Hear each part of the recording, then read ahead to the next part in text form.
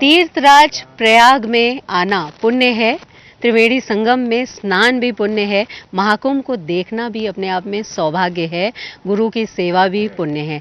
लेकिन महाकुंभ में त्रिवेणी संगम में स्नान करते हुए ज्ञान अर्जन करना उन सौभाग्यशाली लोगों को नसीब होता है जिनको इस परंपरा के तहत चुना जाता है। आदि गुरु शंकराचार्य की पीठ हमेशा इस परंपरा को आगे बढ़ाती रही है और आज भी महाकुंभ में हम देख रहे हैं कि ये वेद पाठी बटुक वेदाध्ययन कर रहे हैं और उस परंपरा को सीख रहे हैं और उनको सिखाने का वैसे तो एक विस्तार से उसकी परंपरा है, लेकिन अभी महाकुंभ में उन्होंने बहुत कुछ ज्ञान अर्जित किया है। दंडी स्वामी मुकुंदानंद गिरी जी सिखा रहे हैं, समझा रहे हैं। तो वैसे तो आप लोगों का विद्यालय चलता है, लेकिन यहाँ पर महाकुंभ में इनको ये सिखाने का महत्व क्या है? क्योंकि हम देख रहे हैं महाकुंभ में अलग से आप एक तरह से उनकी कक्षा ले रहे हैं या सिखा रहे हैं। देखिए, ज्योतिर्मठ के वर्तमान के जो जगत गुरु शंकराचार्य जी हैं, पूज्यपाद ज्योतिषपीठाधीश्वर शंकराचार्य स्वामी अभिमुक्तेश्वरानंद सरस्वती जी महाराज, जो कि हम सभी बच्चों के गुरु जी हैं, वो सनातन संस्कृति के उत्थान के लिए बहुत सारे कार्यों में से 2 कार्यों पर विशेष ध्यान दे रहे हैं। एक गुरुकुल, दूसरा गौकुल। गोकुल के माध्यम से वो गौ के संरक्षण के लिए एक देशव्यापी आंदोलन चला रहे हैं और गुरुकुल के संरक्षण के लिए कार्य कर रहे हैं। तो जगत गुरुकुलम नाम की जो हमारी संस्था है, उस जगत गुरुकुलम नाम की संस्था के तहत बहुत सारे बच्चे पूरे देश भर में संस्कृत अध्ययन कर रहे हैं।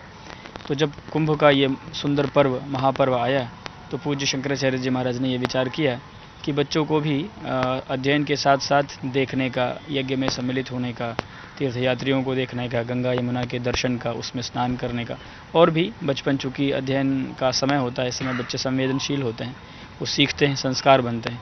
तो संस्कार बनाने का एक सुंदर मौका है। तो शंकराचार्य जी महाराज के निर्देश पे जो हमारे जगत गुरुकुलम के जितनी भी शाखाएँ हैं, उसके जितने छात्र हैं, सब यहाँ आए और लगभग 1 मास तक प्रवास करके अपने अपने स्थान पर गए। काशी जगत गुरुकुलम के ये छात्र हमारे साथ यहाँ पर हैं जो अध्ययन कर रहे हैं और अध्ययन करके पूज्य शंकराचार्य जी महाराज जो वेद विद्यालय के क्रम को बढ़ाना चाहते हैं, उसी में अपनी सहभागिता दे रहे हैं। तो ये छात्र पूरे देश के अलग अलग कोने से आए हैं और आकर के बिल्कुल हम देख रहे हैं ये अध्ययन कर रहे हैं। और लेकिन सबसे बड़ी बात ये है कि यहाँ पर जो ये सीख रहे हैं, इनका महत्व आगे जाकर के इनकी जो शिक्षा है, जो उसमें क्या होगा, इसका महत्व क्या होगा? क्योंकि यहाँ पर उन्होंने बहुत कुछ सीखा है, सिर्फ वेद अध्ययन ही नहीं किया, जैसे आपने बताया तीर्थयात्रियों को देखने का, त्रिवेणी संगम में स्नान का, दूसरे जो और अतिथि आते हैं उनको भी इन्होंने देखा। तो क्या देखिए, हम लोग तो जिस देश में हैं, हम ये मानते हैं कि यदि हमारा बचपन सुधर गया, हमारे यहाँ के बच्चे, छात्र यदि अच्छे हो गए, तो उस संस्कृति को विकसित करने में कोई नहीं रोक सकता है। तो भारतीय संस्कृति का ये देश है और इस संस्कृति को लाखों वर्षों से चला आया है। ये संस्कृति आगे लाखों वर्ष तक और चलने वाला है। तो इस संस्कृति को आगे निश्चित रूप से वो छात्र ही ले जाएंगे जिन्होंने अपना जीवन इसको दिया है। तो यहाँ पर उपस्थित जो छात्र हैं, वो भारतीय संस्कृति को उन्होंने अपना जीवन समर्पित कर दिया है। उसी के तहत ये यहाँ पर रह रहे हैं, उसी के तहत ये पढ़ रहे हैं, पढ़ करके उसी के तहत ये अनुभव। देखिए, विद्या जो है 2 तरह का है। एक तो पुस्तक में जो है मंत्र, श्लोक, पुराण, सूत्र आदि। दूसरा एक अनुभव की भी विद्या होती है। तो अनुभव की विद्या भी ऐसे स्थान पर हमको वो भी सीखने को, जिसको हम प्रैक्टिकल कह सकते हैं, थ्योरी और प्रैक्टिकल दोनों ही का मौका कुंभ में जो हमारे वेद विद्यालय के बच्चे हैं उनको भी प्राप्त हुआ। कहाँ से आए हैं ये छात्र और क्या इनको यहाँ आपके जो वेद की जो परंपरा है उसमें एडमिशन के लिए कुछ और करना पड़ता है या कोई शुल्क है या निःशुल्क है ये पूरी शिक्षा? जो भी छात्र हैं ये पूरे देश में अलग अलग कोने से आए हैं।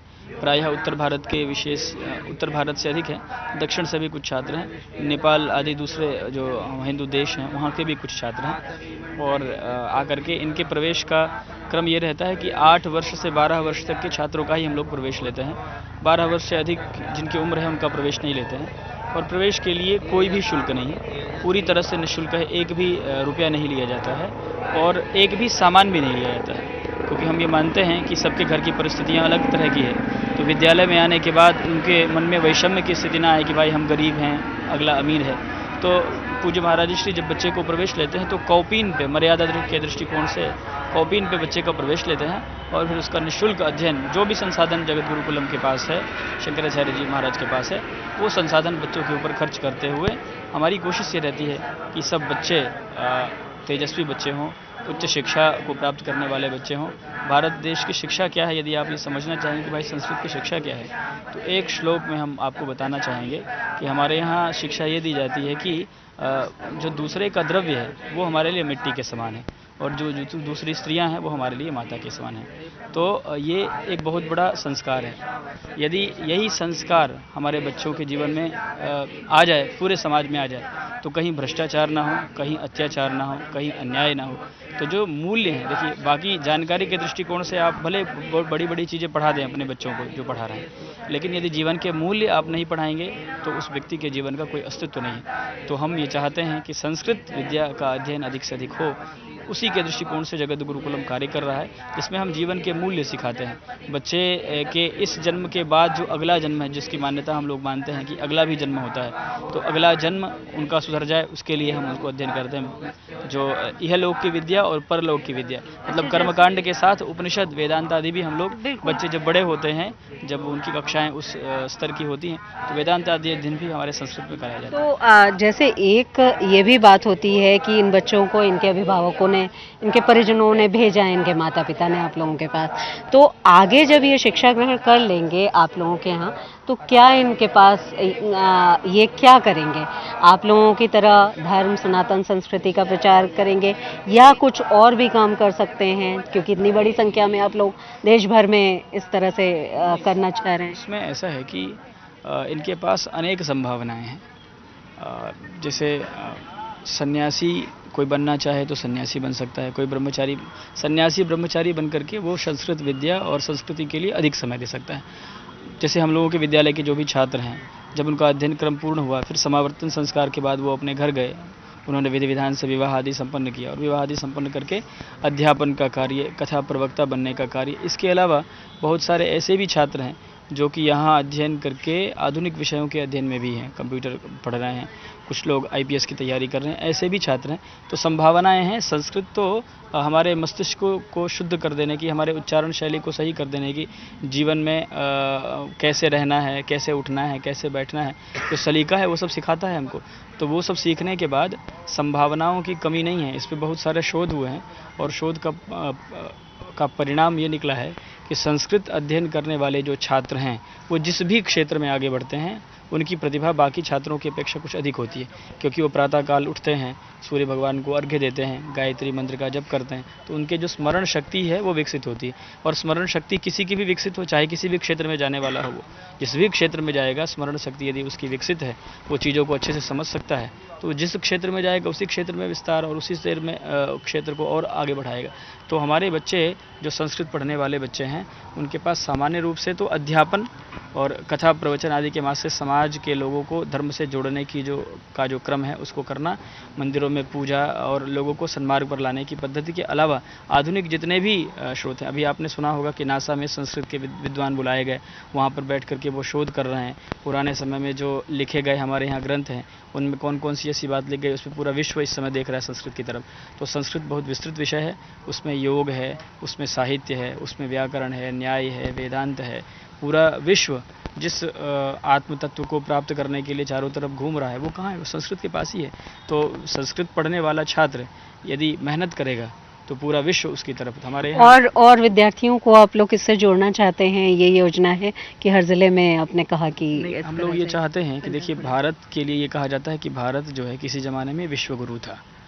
तो विश्वगुरु था, इसका मतलब यहाँ पर उत्पन्न हुए व्यक्ति के अंदर गुरुत्व की बात थी, उनके अंदर कुछ गंभीरता थी, गुरुत्व था उनके अंदर।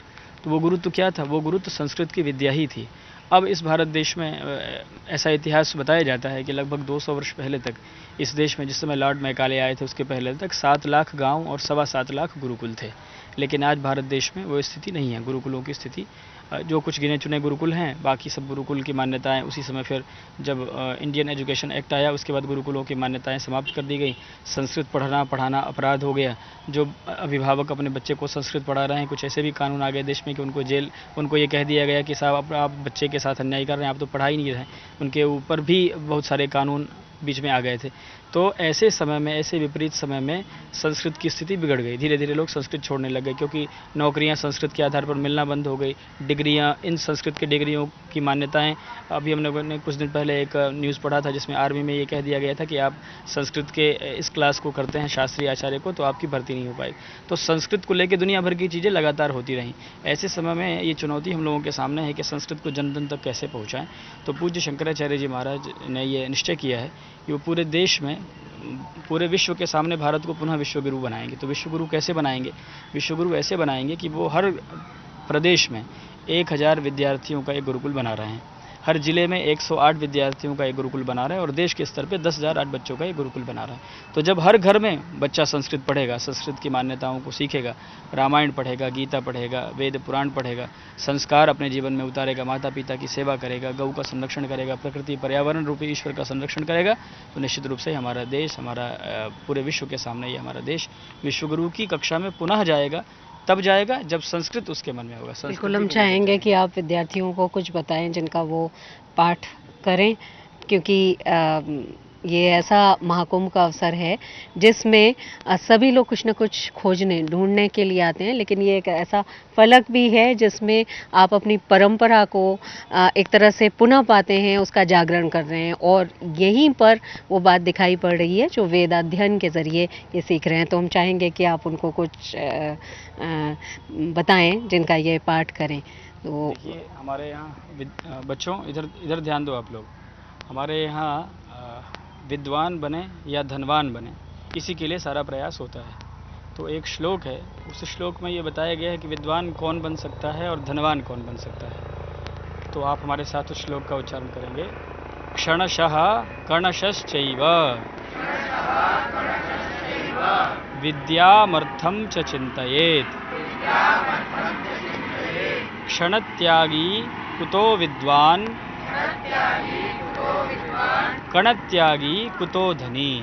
तो बिल्कुल ये वो परंपरा है जो सदियों से चली आ रही है और ख़ास तौर पर जिसका निर्वहन आदि गुरु शंकराचार्य की जो पीठ है, उनके जो परंपरा के वाहक हैं वो कर रहे हैं। और अब ये जो वेद पाठी हैं वो भी उस परंपरा को आगे बढ़ाएंगे, इसी उम्मीद के साथ इनको ये शिक्षा दी जाती है। महाकुंभ में हम कई आश्रमों में गए, शिविरों में गए, लेकिन आज हम एक कक्षा में हैं, यानी क्लास में हैं। क्लास है वेदाध्ययन की, यानी जो वेदों का अध्ययन करते हैं। आदि गुरु शंकराचार्य की स्थापित पीठों में एक परंपरा है कि संस्कृत की शिक्षा दी जाती है। ये छात्र गुरु की सेवा करते हैं और ज्ञानार्जन करते हैं। ऐसे ही छात्र हमारे साथ हैं जो यहाँ पर सीख भी रहे हैं, ज्ञानार्जन कर रहे हैं, लेकिन इसके साथ ही साथ महाकुंभ में आए हैं तो लोगों को देख रहे हैं, तीर्थयात्रियों को देख रहे हैं और तीर्थराज प्रयाग में किस तरह से ये भव्य महाकुंभ हो रहा है उसको भी देख रहे हैं। आप कहाँ से आए हैं? जी, मैं सोनभद्र से आया हूँ, उत्तर प्रदेश। अच्छा, आप लोग जो ये वेद अध्ययन कर रहे हैं, सीख रहे हैं, तो आपको क्या लगता है यहाँ पर जो आपने सीखा कितना महत्वपूर्ण है और क्या क्या सीखा आपने? यहाँ पे हमने बहुत कुछ सीखा और ये बहुत महत्वपूर्ण है। हमने हमारी यहाँ पे वेद की अध्ययन हो रही है, शास्त्रों की अध्ययन हो रही है और बहुत से श्लोकों की अध्ययन हो रही है। अच्छा, ये कहा जाता है कि आप गुरु के सानिध्य में रहें, गुरु की सेवा करें और तब ज्ञान अर्जन करें तो बहुत कुछ प्राप्त होता है। महाकुंभ में आपने देखा शंकराचार्य जी भी आए थे, अभी आप दंडी स्वामी जी से सीख रहे हैं, तो आपको लगता है कि आपको बहुत कुछ प्राप्त हुआ, हासिल किया आपने? बहुत जी, लगता है बहुत कुछ हासिल किया। आजकल के लोग तो टाई लगाते हैं, बेल्ट पहनते हैं, अपने घर में पढ़ते हैं, अपने स्कूल में पढ़ते हैं, पर जो पुराने बच्चे गुरुकुल में पढ़ते थे उनकी तरह आज के बच्चे नहीं पढ़ते हैं। आजकल के लोग सोचते हैं कि ये गुरुकुल में पढ़ रहा तो ये साधु बन गया, उस जानते नहीं कि हम भी छात्र हैं। इसलिए जहाँ जाएँ वो लोग कहते हैं कि ये तो साधु है। हम साधु नहीं, हम भी छात्र हैं आपकी तरह, पर हम पुराने भारत में, अखंड भारत की तरह पढ़ते हैं। हमारा अच्छा। विद्यालय नहीं, हमारा गुरुकुल होता है। बिल्कुल गुरुकुल होता है। और आप जो परंपरा है, जो गौरवशाली परंपरा है आदि गुरु शंकराचार्य की, उसको आप लोग आगे बढ़ाने के लिए सीख रहे हैं, अध्ययन कर रहे हैं। तो आपसे कभी ऐसा होता है कि और लोग, जैसा इन्होंने बताया, पूछते हैं कि अरे आप गुरुकुल में पढ़ते हैं, संस्कृत पढ़ते हैं, तो क्या ऐसा पढ़ते हैं आप लोगों की? ये वेश है, वेशभूषा आपकी अलग है, तो ऐसी, जैसे इन्होंने कहा कि साधु लोग समझ लेते हैं, ऐसा कुछ होता है? जी जी, ऐसा होता है कई जगह, लेकिन बहुत सी जगह ऐसे भी होता है जहाँ समझाने में बहुत लोग समझ भी आते हैं, तो वो लोग बोलते हैं कि नहीं बहुत अच्छा है। बहुत अच्छा है कहते हैं। आप बताइए, आप कहाँ से आए हैं? हम बिहार से आए हैं। बिहार से आए हैं। अच्छा, ये जो परंपरा है आप लोग यहाँ सीख रहे हैं, उसमें संस्कृत का अध्ययन तो कर ही रहे हैं, और किन बातों का अध्ययन कर रहे हैं? क्या कुछ सीख रहे हैं, ज्ञानार्जन कर रहे हैं?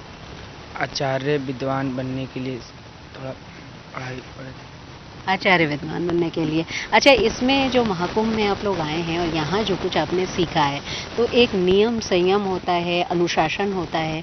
आप लोगों की यहाँ क्लास होती है, हमने देखा, अभी आप लोग अध्ययन कर ही रहे थे। इसके अलावा आप लोगों को अपने लिए समय मिलता है, जैसे और बच्चे खेलकूद करते हैं या अपना कुछ मनोरंजन करते हैं, तो आप लोग ऐसा भी कुछ करते हैं? समय मिलता है खेलने का। क्या करते हैं उस समय पर? खेलते हैं, आपस में बातचीत भी करते हैं? बातचीत करते हैं। अच्छा, आप लोगों को कई बार आप लोग गुरुजी के साथ जाते होंगे दूसरी जगह, दूसरे आयोजनों में, तो आपको जो आप लोग श्लोक सुनाते हैं या स्वस्ति वाचन करते हैं, उस पर लोग प्रशंसा करते हैं? यहाँ पर आप महाकुंभ में गए हैं कई? आप प्रशंसा करते हैं। कहते हैं। आप जिस तरह से, आप कहाँ के रहने वाले हैं? मैं हरियाणा, गुड़गांव हरियाणा से। अच्छा, हरियाणा से। जैसे अभी आप लोग वेदाध्ययन कर रहे हैं, यानी छात्र हैं आप लोग, तो जो सीख रहे हैं उसके बाद आगे जाकर के क्या करना चाहते हैं? क्योंकि आप लोगों की शिक्षा तो वो वैसी शिक्षा नहीं है जैसे स्कूली शिक्षा होती है। जी, अभी तो हम लोग ब्रह्मचर्य आश्रम में हैं। आगे जो होगा सो अगर गुरु जी कहें तो गुरु जी की बात मानेंगे, या फिर घर वाले जो चाहेंगे वो करेंगे। ऐसे तो हमारा ये है कि हम लोग आचार्य शास्त्री करें, आगे भी गुरु परंपरा चलाते रहें, ये हम सोचना चाह रहे हैं। अच्छा, यहाँ पर महाकुंभ में आप आए हैं, सभी लोग त्रिवेणी संगम में स्नान करना चाहते हैं। आप लोगों को इतने दिन महाकुंभ में रहने का अवसर मिला, तो उससे आपको अच्छा लगा? आपको? जी, शास्त्र में कहा गया है कि अगर एक मास अगर कुंभ में वास कर लिया तो एक कल्प वास का वो मिलता है, एक कल्प का पुण्य मिलता है। इसलिए हम लोग तो बहुत खुश है कि हम लोग को यहाँ आने का सौभाग्य मिला, अभी शंकराचार्य जी के सानिध्य में, अपने गुरु जी के सानिध्य में। आप क्या कहेंगे? जी, हम भी यही कहना चाहेंगे, बहुत हम लोग को सौभाग्य है, हम लोग यहाँ पे आए हैं। आगे जाकर के संस्कृत अध्ययन में आप आगे नाम करना चाहते हैं? जी जी बिल्कुल। तो ये वो छात्र हैं जो वेदाध्ययन कर रहे हैं, क्योंकि एक परंपरा है गुरुकुल में शिक्षा की, लेकिन अभी अपने अपने गुरुकुल से ये छात्र तो काशी के हैं, यहाँ पर आए हैं और महाकुंभ में भी रह कर के वेदाध्ययन कर रहे हैं, ज्ञान का अर्जन कर रहे हैं और उस परंपरा को देख रहे हैं जिस परंपरा पर हमारा देश गौरव करता है, और उनको वो बातें सिखाई जा रही हैं जो सनातन धर्म और संस्कृति को आगे बढ़ाने के लिए है, जिससे देश भी आगे बढ़ेगा, ऐसी मान्यता है, ऐसा कहा जाता है। और इसलिए इन छात्रों से भी, इनके जो शिक्षक हैं, इनके जो गुरु हैं, उनको बहुत ज़्यादा उम्मीदें हैं। वीडियो जर्नलिस्ट अप्पू पाठक के साथ शिल्पी सेन, महाकुंभ नगर, प्रयागराज।